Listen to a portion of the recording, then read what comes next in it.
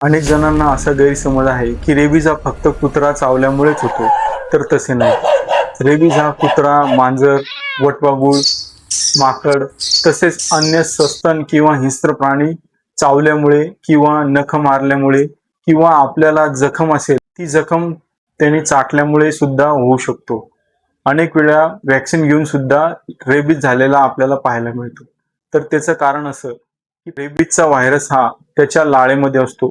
जेव्हा कुठलाही प्राणी चावतो तर ती जखम खोलवर जाते आणि ती जखम खोलवर गेल्यामुळे तो व्हायरस त्या ठिकाणी चिटकण्याची शक्यता असते। त्यामुळे 15 मिनिटापर्यंत अँटीसेप्टिक सोल्युशनने किंवा साबणाने ती जखम धुणं खूप गरजेचं आहे आणि लवकरात लवकर 24 तासाच्या आत वॅक्सिन घेणे खूप गरजेचं आहे। अधिक माहितीसाठी मला कॉन्टॅक्ट करा किंवा DM करा। धन्यवाद।